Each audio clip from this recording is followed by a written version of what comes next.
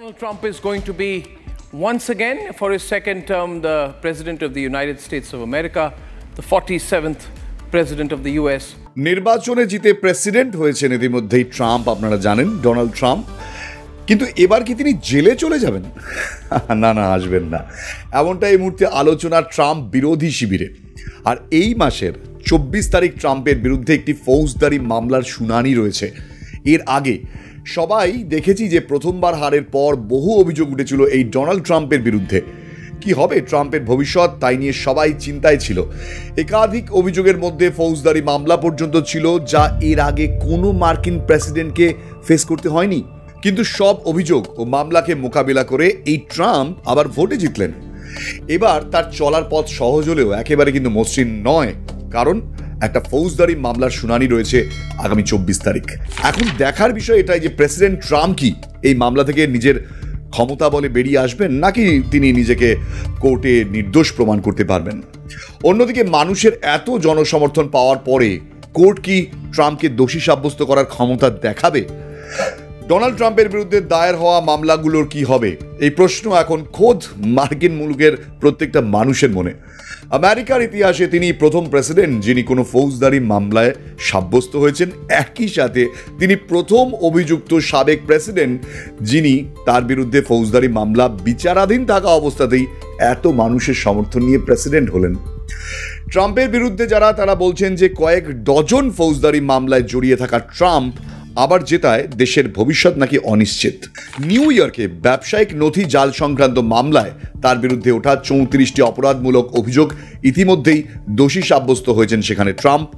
চলতি বছরের মে মাসে নিউ ইয়র্কের এক আদালত তাকে একজন অ্যাডাল্ট ফিল্ম স্টারকে মুখ বন্ধ করে রাখার জন্য টাকা দেওয়ার অভিযোগ সংক্রান্ত মামলায় দোষী সাব্যস্ত করেছিল।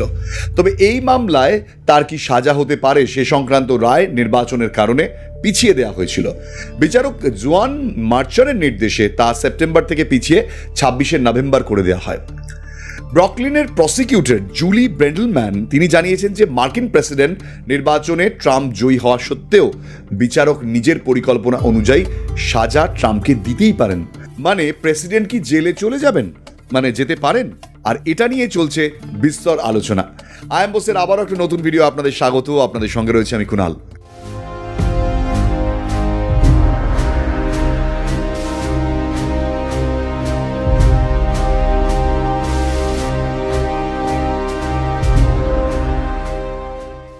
একদল আইন বিশেষজ্ঞ বা বিবিসি সাংবাদিক ম্যাডেলিন হলপার্ট তিনি মনে করেন যে ট্রাম্প জেলে যাবেন না। তার কারণ তিনি প্রবীণ নাগরিক আর প্রথমবার কোনো অপরাধে অভিযুক্ত হচ্ছেন বলে তাকে জেলে যেতে হবে না। কিন্তু যদি ট্রাম্পকে জেলে যেতে হয় বা জেলে পাঠানো হয় তাহলে কি হবে তাও ব্যাখ্যা করেছেন মিস রেলেনম্যান। এমন অবস্থা হলে ডোনাল্ড ট্রাম্পের আইনজীবীরা হয়তো সঙ্গে সঙ্গে পাল্টা আর্জি জানাবেন। তাদের যুক্তি এটাই হবে যে জেলে থেকে ট্রাম্প কিভাবে প্রেসিডেন্টের কাজ করবেন, তাই তাকে মুক্তি দেওয়া হোক। সেই পরিস্থিতিতে আর্জি করার পর বিচারের প্রক্রিয়া বছরের পর বছর চলতে থাকবে আর নিশ্চিন্তেই বাইরে থাকবেন ট্রাম্প। সুন্দরভাবে নিজের দায়িত্ব সামলাবেন, কোনো অসুবিধাই হবে না। ট্রাম্পের বিরুদ্ধে চলা এই মামলাগুলোর বিষয়ে একটু বলা দরকার, না হলে আপনারা কিভাবে বুঝবেন যে ঠিক কি অভিযোগ, কি কারণে তাকে কোর্টে যেতে হচ্ছে এই প্রেসিডেন্ট ট্রাম্পকে। স্পেশাল কাউন্সিল জ্যাক স্মিথ গত বছর ডোনাল্ড ট্রাম্পের বিরুদ্ধে ফৌজদারি মামলা দায়ের করেছিলেন। ট্রাম্পের বিরুদ্ধে কি অভিযোগ ছিল? যে তিনি জো বাইডেনের কাছে তার 2020 সালের পরাজয় মেনে নিতে না পেরে সেই নির্বাচনী ফল বদলে ফেলার জন্য জোরদার চেষ্টা করেছিলেন। ট্রাম্প এইসব অভিযোগ যদি অস্বীকার করেন এবং চলতি বছরেই এই মামলা আইনি অচলাবস্থায় পড়েছিল, কারণ সুপ্রিম কোর্ট জানায় যে প্রেসিডেন্ট পদে থাকাকালীন সরকারি কাজকর্মে বা ফৌজদারি মামলার বিষয়ে আংশিক রক্ষা কবচ ছিল ট্রাম্পের। আর কোনো অভিযোগের পক্ষেই ট্রাম্প বিরোধীরা জোরালো কোনো প্রমাণ দিতে সেই সময় পারেননি। এরপরে স্মিথ যুক্তি দিয়েছেন যে 2020 সালের নির্বাচনী ফলাফলকে বদলে ফেলার প্রচেষ্টার সঙ্গে ডোনাল্ড ট্রাম্পের প্রেসিডেন্ট পদে থাকাকালীন আনুষ্ঠানিক দায়িত্বের কোনো সম্পর্ক নেই। ফেডারেল প্রসিকিউটর নিয়ামা রহমানির মতে যেহেতু ট্রাম্প প্রেসিডেন্ট নির্বাচনে জিতেছেন, তাই এই মামলার সঙ্গে সম্পর্কিত ফৌজদারি বিষয় থেকে আপাতত তিনি রেহাই পাবেন। তার কথায় যে কোনোভাবেই একজন বর্তমান প্রেসিডেন্টের বিরুদ্ধে মামলা করা যায় না, তাই ডিসি ডিস্ট্রিক্ট কোর্টে এই নির্বাচনী জালিয়াতির মামলা খারিজ হয়ে যাবে। যদি এই মামলা খারিজের বিষয়ে জ্যাক স্মিথ মানে যিনি এই মামলাটি করেছেন তিনি সম্মত হলে তাহলে মামলা খারিজ হয়ে যাবে। ট্রাম্প কি তাহলে জ্যাক স্মিথের সঙ্গে গোপনে মিটমাট করে নেবেন? এই সম্ভাবনাও কিন্তু রয়েছে। আর একটা মামলায় বলা হচ্ছে যে হোয়াইট হাউস ছেড়ে যাওয়ার পর গোপনীয় নথি সঠিকভাবে হ্যান্ডেল করা হয়নি বলে ডোনাল্ড ট্রাম্পের বিরুদ্ধে মামলা করা হয়েছে, আর সেই মামলাও করেছেন জ্যাক স্মিথ। এই অভিযোগ অস্বীকার করেছেন যদিও ট্রাম্প। তাঁর মার শহরের বাড়িতে গুরুত্বপূর্ণ নথি সংরক্ষণ এবং সেই নথি পুনরুদ্ধার করার চেষ্টা করার ক্ষেত্রে বিচারককে বাধা দেওয়া হয়েছে। ট্রাম্প বিরোধীরা বলছেন যে নিজের বাড়িতে গোপন করে ট্রাম্প মার্কিন হোয়াইট হাউসের গুরুত্বপূর্ণ নথি লুকিয়ে রাখেন, কিন্তু কোনো প্রমাণ পাওয়া যায়নি। মানে কোর্টে তারা একটা কথার পক্ষে কোনো প্রমাণ বা যুক্তি দিতে পারেননি, আর তাই বিচারক আইলিন ক্যানন জুলাই মাসে অভিযোগগুলি খারিজ করে দিয়েছেন। এক্ষেত্রেও ট্রাম্প বিরোধীরা বলছেন যে বিচারক আইলিন ক্যাননকে নাকি স্বয়ং ট্রাম্প নিযুক্ত করেছিলেন, কিন্তু আবার সেই হাওয়ায় ঢিল ছোড়া। কোনো প্রমাণ নেই, কোনো যুক্তি দিয়েই তারা প্রমাণ করতে পারেননি যে ট্রাম্পের সঙ্গে বিচারকের গোপন আলাপ আছে। তাই এই রায়ের বিরুদ্ধে পাল্টা আপিল করেছেন স্মিথ। এই মামলাটা কিন্তু খুব ইন্টারেস্টিং। জর্জিয়াতেও ডোনাল্ড ট্রাম্পের বিরুদ্ধে ফৌজদারি মামলা চলছে 2020 সালে, এবং সেখানকার নির্বাচনী ফলাফল বদলে ফেলার প্রচেষ্টার কারণেই অভিযোগ উঠেছে। এই মামলা একাধিক বাধার সম্মুখীন হয়েছে। এর মধ্যে রয়েছে ডিস্ট্রিক্ট অ্যাটর্নি ফানি উইলিসকে অযোগ্য বলে ঘোষণা করার চেষ্টা। ট্রাম্প নাকি নিজের বিরোধী বলে অন্যায়ভাবে উইলিসকে তার পদ থেকে সরিয়েছেন, কিন্তু এই বিষয়েও কোনো প্রমাণ দিতে পারেনি বিরোধীরা। আর ফানি উইলিস একজন সরকারি লোক হয়ে এই মামলা করতে পারেন কিনা সে বিষয়েও এখনো তর্ক রয়েছে। ট্রাম্পের অ্যাটর্নি স্টিভ স্যাডোর মতে কিছুই করতে পারবেন না ট্রাম্প বিরোধীরা, কারণ তাদের দেওয়া সব প্রমাণই আদালতে খারিজ হয়ে যাবে। এটাও নাকি পরিষ্কার কিভাবে ট্রাম্পকে ফাঁসানোর জন্য ঝুড়ি ঝুড়ি মিথ্যে প্রচার চালানো হচ্ছে সারা দেশ জুড়ে। আর এই মামলাগুলো ছাড়াও ছোটোখাটো বহু মামলা করা হয়েছে এই ট্রাম্পের বিরুদ্ধে।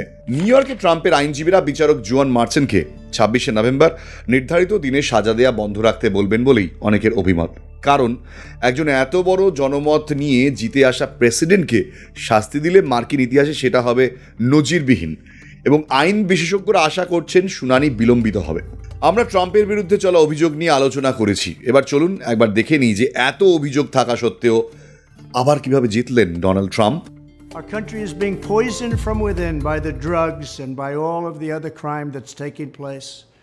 The drug cartels are waging war in America, and it's now time for America to wage war on the cartels. In this war, Joe Biden has sided against the United States and with the cartels. They are making more money than they've ever made before, times 10. এই জেতার পেছনে ট্রাম্পের জাদুটাই বাকি। 8 বছর আগে প্রথমবার আমেরিকায় লক্ষণ আমেরিকায় স্পষ্ট হচ্ছিল। তীব্র ট্রাম্প বিরোধী বলে পরিচিত রাজ্যেও ট্রাম্পের ভোট অনেক বেড়েছে। কেন এমন হলো চলুন দেখে নিই কোন কোন কারণে ট্রাম্পের এই ভোট বাড়লো।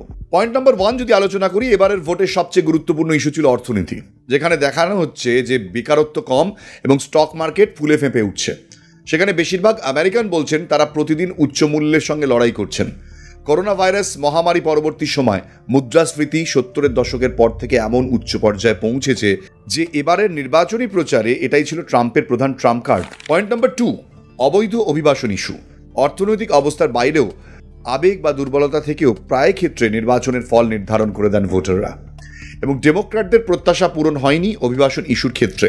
ট্রাম্প কিন্তু বাজি ধরেই বলেছিলেন যে অভিবাসন সমস্যার সমাধানের জন্যই তাকে আবার ক্ষমতায় আনবে মানুষ।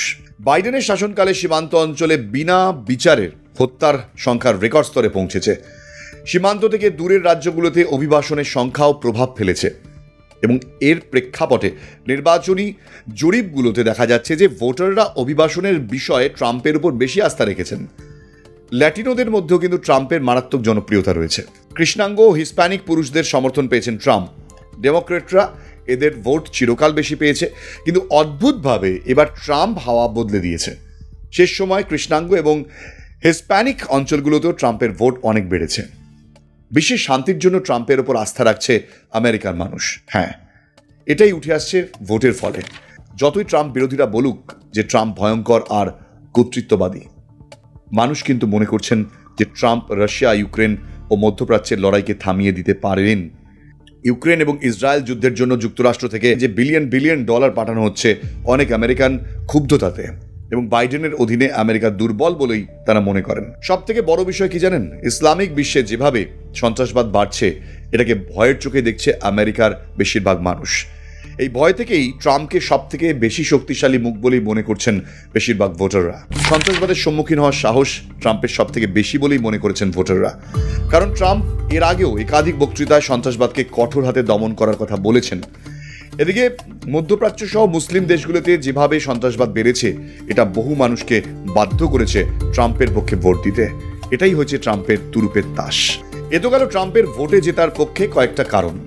এবার দেখার যে যতটা ক্ষমতায় ট্রাম্প নির্বাচন জিতলেন, ঠিক ততটা ক্ষমতায় কোর্টেও বাজিমাত করতে পারবেন কিনা।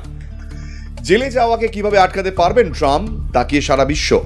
তাই এই মুহূর্তে দাঁড়িয়ে একটা কথাই বলা যেতে পারে যে ডোনাল্ড ট্রাম্প প্রেসিডেন্ট হচ্ছেন কি হচ্ছেন না, ডোনাল্ড ট্রাম্প কোথাও কারাগারের পেছনে যাচ্ছেন কিনা, সেটা এখনই বলা সম্ভব নয়।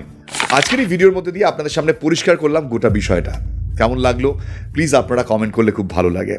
আপনারা ভালোবাসলে ভালো লাগে, আপনারা যখন সাবস্ক্রাইব করেন খুব ভালো লাগে। প্লিজ সাবস্ক্রাইব করুন, কোনো পয়সা লাগবে না। কমেন্ট যেমন করবেন, প্লিজ লাইক এবং শেয়ার করবেন, সেটাও আমাদেরকে অনেকটা উদ্বুদ্ধ করে। ইউটিউব অ্যালগরিথমে সেটা আমাদের অনেকটা এগিয়ে দেয়। ভালোবাসলে প্লিজ এই কাজগুলো করবেন। ভালো থাকবেন আপনারা। দেখা হবে আবার একটা নতুন ভিডিওতে। আপাতত এখানেই শেষ করছি। জয় হিন্দ।